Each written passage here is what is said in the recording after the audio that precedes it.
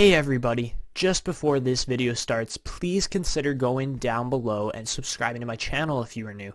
If you have watched any of my previous videos and are enjoying my content, then it would mean the world to me if you would actually subscribe to my channel. As you can see, we are just about halfway to my subscriber goal there. We need 1,000 to actually become a YouTube partner. As far as the watch hours go, you guys have crushed it. You've blown it out of the water. 248 watch hours over what is needed already. So I'm extremely grateful for that, but let's try to hit 1,000 subscribers. McDavid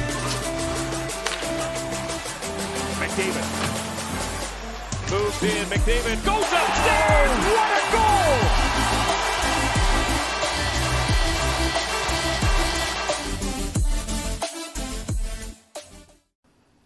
Hey guys, how's it going? It's Etanyos here. Welcome to episode 19 of this NHL 20 Edmonton Oilers Franchise Mode.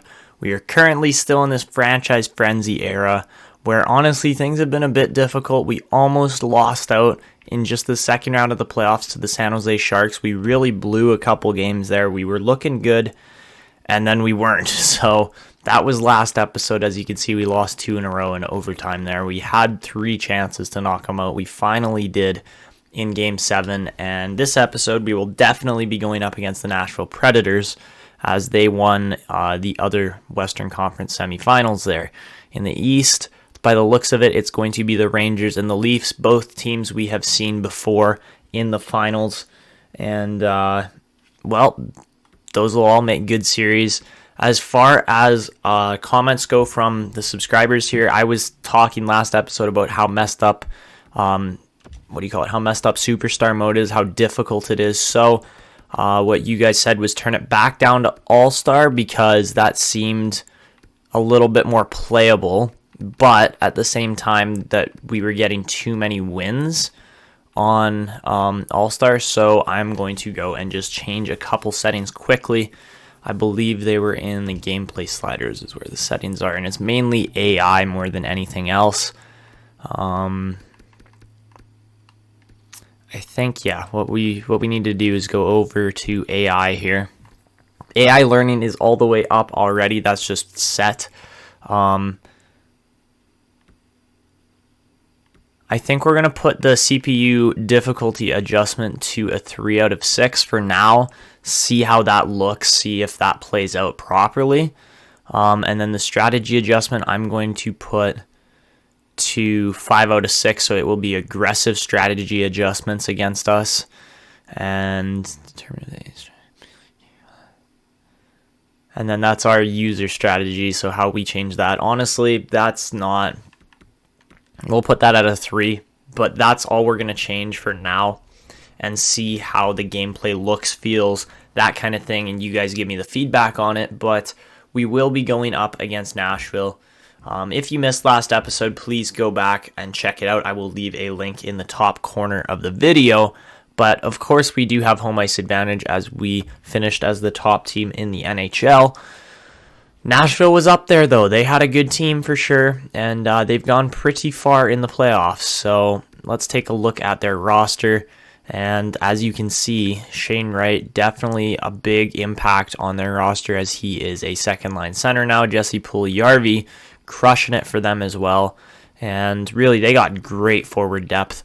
As far as defense goes, Roman Josi, yes, he is 34, but he's still just killing it for them. They're doing well. And besides that, not as much strength on the back end. Robin Lehner still killing it as an elite goaltender there, and then Casey DeSmith in the backup position. As far as our team goes, everything's been working for the most part. We don't really need to change much. I think the lines are about as perfect as we're gonna get them here, and hopefully, guys like Kyler Yamamoto and Yuri Chubasov, those types of guys can keep producing. Obviously, Tyler Benson has really been the bright spot in our team here. And, man, if he can just keep playing the way he is, we are going to be just fine. On the defensive end, Evan Bouchard actually tops Miro Heiskanen in rating there, as they are the same age, but Bouchard is having the better playoff run by the looks of it. Oh, maybe not, but that's how the stats are saying it anyways. And then in goal, obviously, we got 87 rated Carter Hart, an elite tendy there, backed up by Stuart Skinner. I think we're going to be all right. So here we go. We're going to pretty much just slow sim the first 3 or 4 or 5 games of the series, and then we'll see how it goes from there.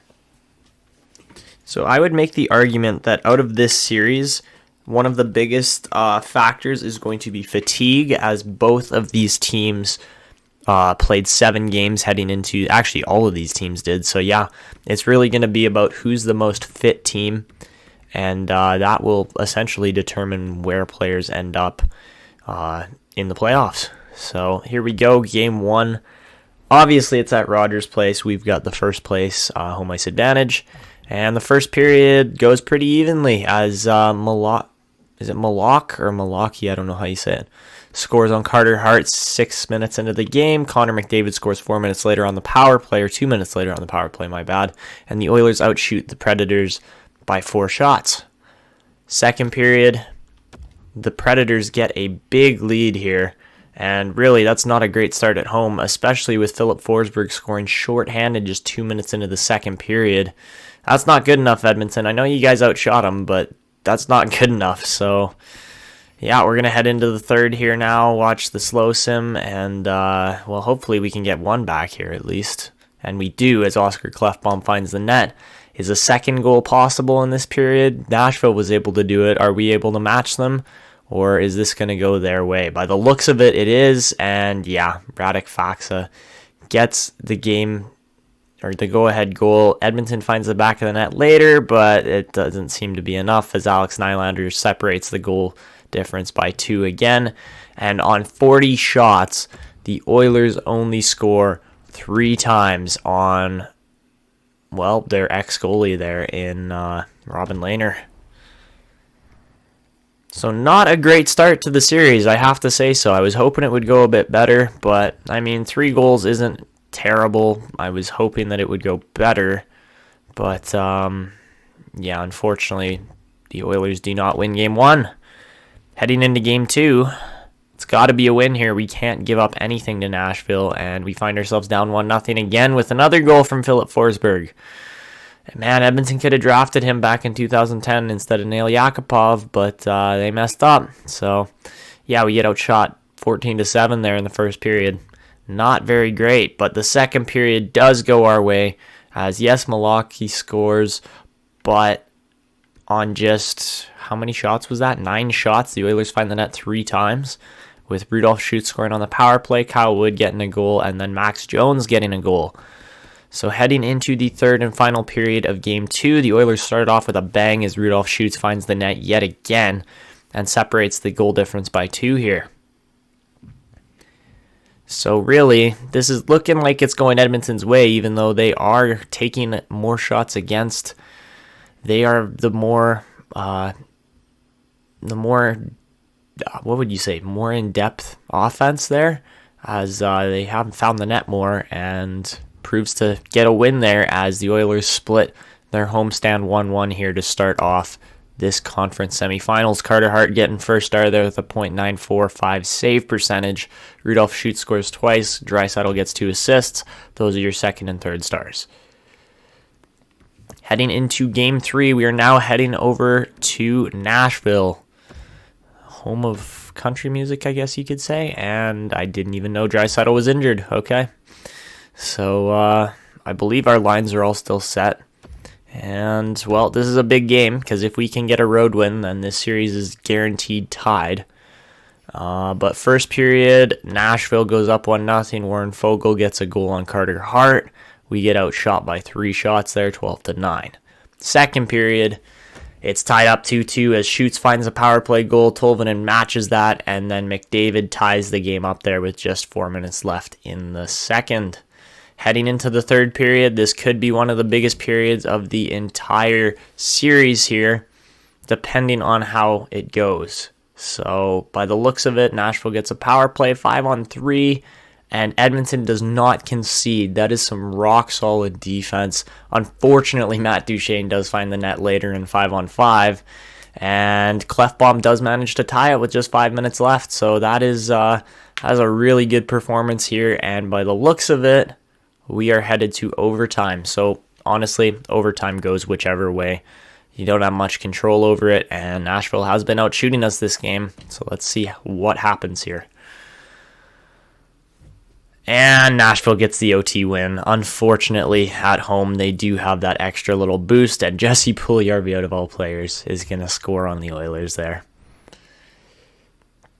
So that's a tough loss, especially considering how close the game was. We were right there. We were in it.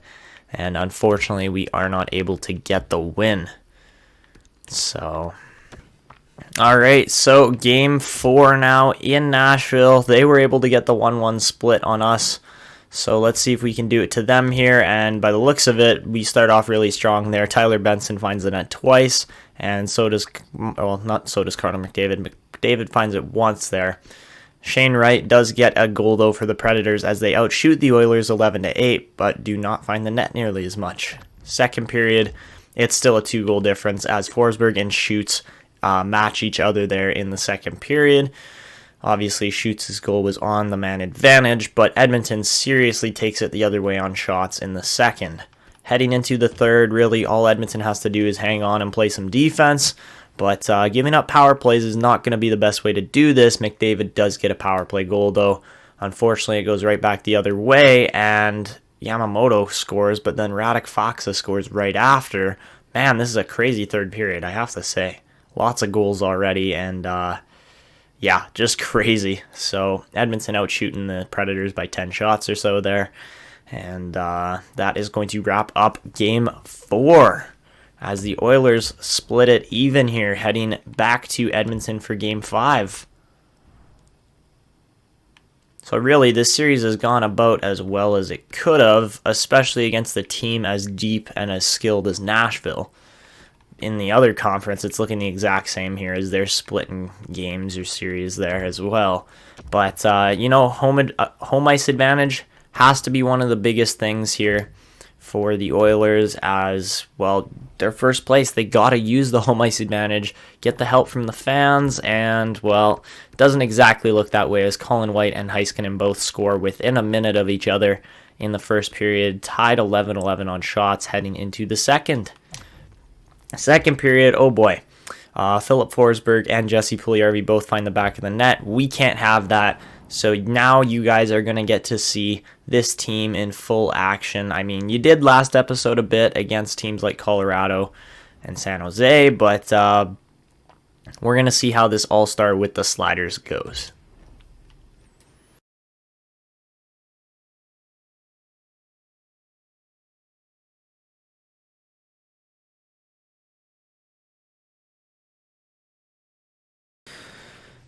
All right, so Game 7. By the looks of it, the Leafs and the Rangers have also gone to 7 games, and well, this is it. This is the final stage here of the 2025 Western Conference Finals. Let's see if we can get the win here at Rogers Place. We're at home. We have the home crowd behind us, and 3 goals either way. Yuri Chubashov starts it off with a shorty, answered by 2 goals from Duchesne and Forsberg. Yamamoto answers back. Shane Wright gets a power play goal, and then Benson answers with 1:22 left in the first. The Oilers outshoot the Predators 14-8. That is a really bad save percentage for Carter Hart. Holy. Second period, 4-4, as Benson gets his second goal of the game. I believe that was his second. Yeah, that was his second goal of the game. And then Radek Faksa is able to get a goal as well. The Oilers are out shooting the Predators 28-17. We're going to jump in and play because it's just that exciting. So, yeah, All-Star. It's been difficult here with the custom game or sliders. All right, so here we go. Oh, we are shorthanded to start off. That's not great. But Draisaitl is going to win that face-off, and we can just dump the puck right down. Or it can land right on Wood's stick there, and he almost created a chance there. So yeah, just got to kill off this last couple seconds here of the PK. Just 6 seconds left. Good job by Kyle Wood there to defend. And as you can see, we are now back to even strength. As Chubasov was out of the box there, but unfortunately the pass did not go. So Bouchard gonna pick up the puck here. What the hell just happened there? Can anybody explain what just happened there? Carter Hart needs to stay in his fucking net. That's what I just saw. Holy shit. I didn't think that was possible.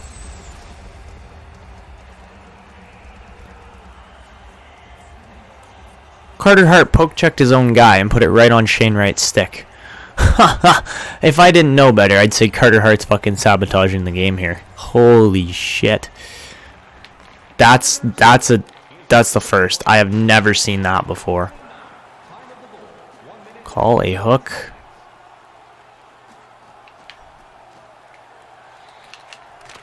Yamamoto right to Draisaitl. Of course, it's not in the net though, even though there's literally half a net to aim at. Makes sense, right? No. He should not be standing after that hit. He got absolutely crushed.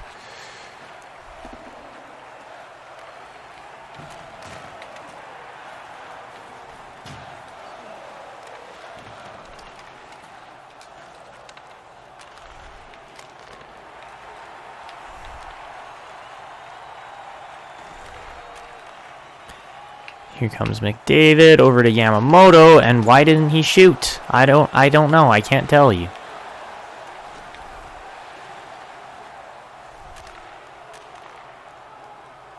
Timashov gonna make a real nice move there, and tries to center it, but Lehner's gonna save that all day. So that one really did not make sense. We got 4 10 goal scorers here. That's crazy, but we're still losing here, which really is not good enough at this point. Thank you, I will take that. Okay, how do you slow him down like that? Oh, fuck off. That's a bullshit penalty. Guy absolutely fucking Supermaned himself there. That was a dive.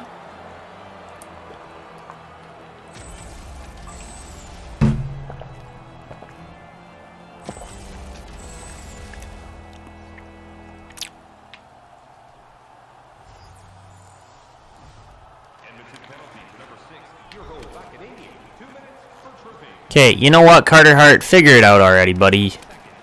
You've been absolutely shit. 5 goals on. That's interference. Fuck off.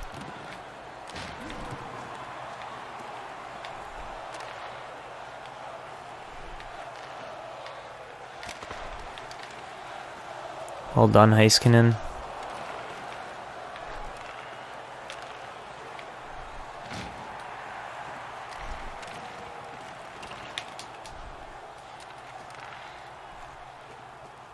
Okay, Colin White is never, ever going to be as fast as Miro Heiskanen. I hate to say it, but he's never going to be as fast. So how is he, like... It's got to be holding or something. That's the only explanation I have for why Heiskanen's not accelerating with Colin White on his back. McDavid, win a fucking face-off, buddy.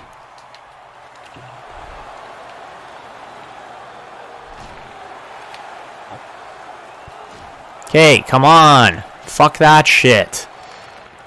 You're obviously not good enough to score, Forsberg. Obviously. Okay, Nygaard. Toe drag. Big snipe, and Lehner should not get that. That's like just inside the post. Just like the quality of saves that he makes is insane.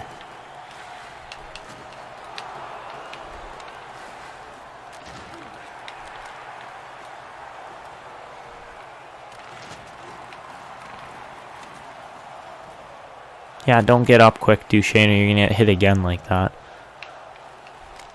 Oh, hit the net! God.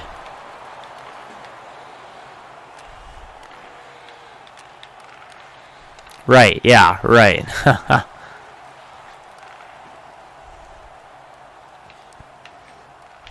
Cooper Marody. Of course he's not going to score. Marody. But there you go. We are back to even strength finally. And we did not concede on that, but I'm still kind of pissed off with how that last goal went in.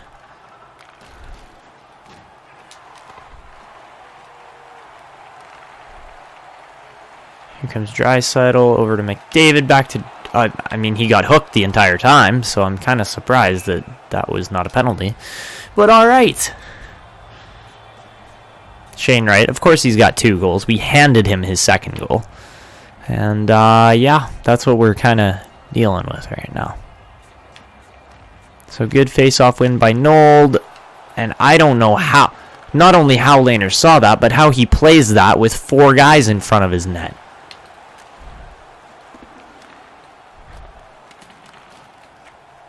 Oh, that's a good pass, isn't it, Timashov? Holy shit. Let's fucking learn how to play hockey again, hey?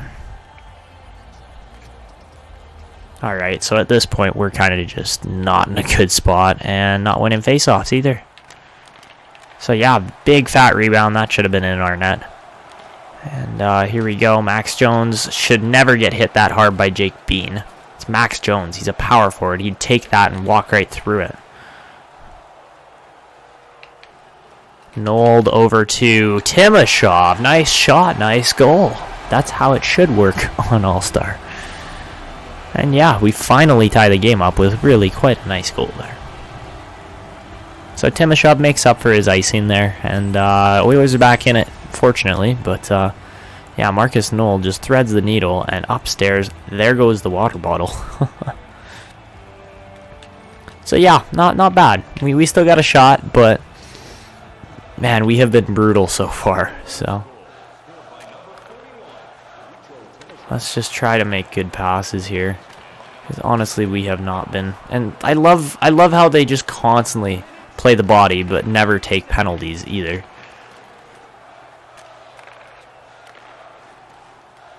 Schutz is actually the guy who you want to be playing with the puck here, as he's going to be able to deal with all the... Like, that's charging.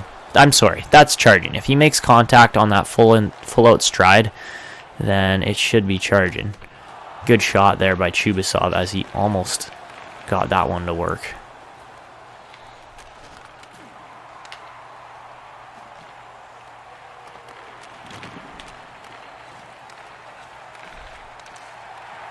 I love the amount of cross creases the AI tries. Like, it just consistently throws the puck cross crease and gets so confused if we actually defend it. It's actually kind of funny. McDavid, Benson, oh my god, what a save, Lehner. I'm sorry, but like, how does he even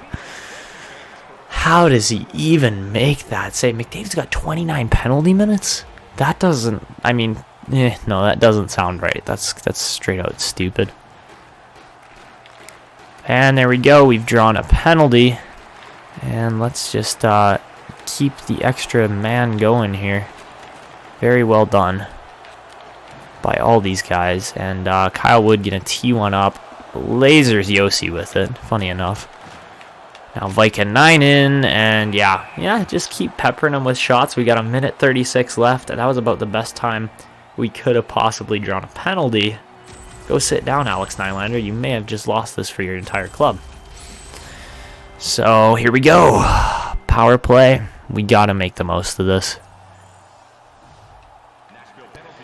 Good win. Draisaitl did not get the shot off in time, unfortunately. Okay. And instead, who is this? I don't know, but that was a very nice hit. I think that was Faksa. He just got flattened. Funny enough, but Draisaitl gonna make a terrible pass, and is this Faksa? Who is this? I don't know, but they're holding the possession way better than they should be. Oh, come on! Alright, well, we can finally reset now that we have possession back. 1 minute left in the game. And let's make this count, okay? Come on, guys.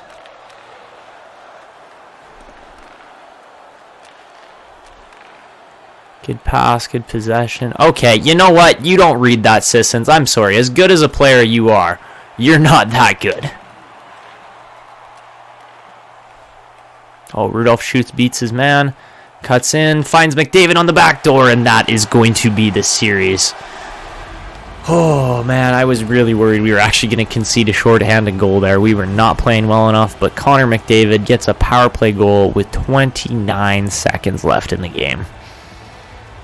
And that's going to send us through. Wow, just a crazy, crazy game there overall. 6-5 now. Rudolph shoots, sets him up, and yeah, Lehner just left, kind of hung out to dry, really. And, well, we made it count. That was the biggest thing, is that Draisaitl draws a penalty, and we actually convert on it. So, 29 seconds left. We just got to play good defense at this point. And we should be all right. Oh, and there's an empty net here, too, for the last 15 seconds. So we got a shot here. Oh, that's a bad giveaway. Carter Hart makes the save, and 5 seconds left. Nashville's where they want to be in our zone, but we are not so much. So, yeah, empty net here. Fourth line versus first line. Oh, Jesus. Okay. 5 seconds. All we got to do is win the draw. And we don't. Oh, good check. But Greenway still gets a shot off. Dear God. And the Oilers are through on an absolute crazy game. Oh, my God. Oh, I thought we were going to get scored on for sure there. But Carter Hart somehow locks it down. And we get through Nashville in 7 as well. Oh my God, we have already played 21 games in the playoffs, and we are just getting to the final now. Jeez. Yossi's going to be pretty bitter about that, as, yeah, I kind of take away his shot at the Stanley Cup. Connor McDavid going to be lifting his third, what is that, the Clarence Campbell? Yeah, going to be lifting his 4th Clarence Campbell in 5 seasons here. So absolutely ridiculous how much winning this Oilers organization has seen. But really, like, this was just, this was a messy series, as the Oilers really did not play that well. But anyways, as you can see, 3 stars. We did outplay them in this game. There's no question about that. Our passing wasn't as good, but, yeah. Benson gets 2 goals, Chubasov with 2 points, and 2 assists for Bouchard. Really good performance.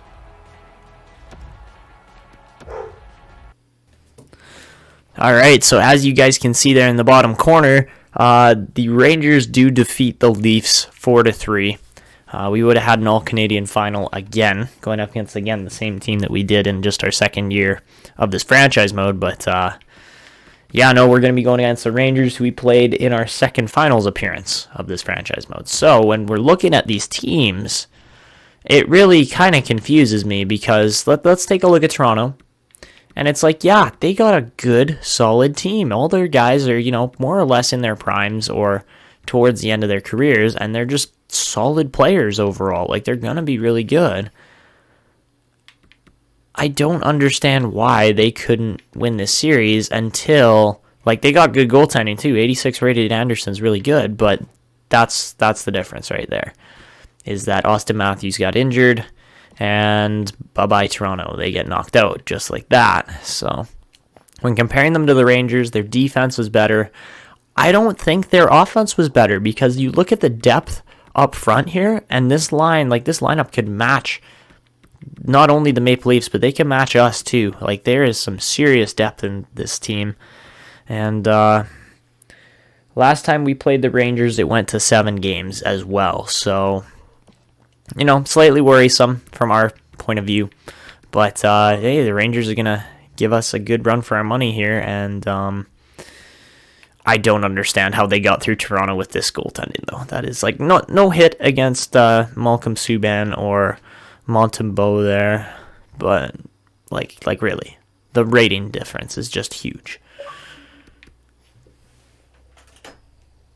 So yeah, I don't know why that happened, but anyways, that is going to be wrapping up this episode. Next episode, we will be going up against the New York Islanders.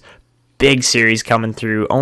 We've we haven't had any days of rest. If you look at the calendar, the Oilers have been playing every second day consistently here. Like, it has just been ridiculous here since the playoffs started. Like, literally no gaps. It is like a perfect, like, checkerboard here of games. If you look at it, it's kind of crazy. So yeah, at least 4 more games remaining in this playoff run for the Oilers, which we will cover next episode to see, well, if the Oilers can get their 4th cup here in 5 years, which would also be their 9th cup in franchise history. We'll see, but that is going to be wrapping it up. If you guys are enjoying this Oilers Franchise Mode series, please go down below, leave a like on the video, and consider subscribing to the channel. My goal is 1,000. We're almost halfway there, and it would mean the world to me, again, if you guys subscribed. So that's going to be it. This is Etanyos signing out, and see ya.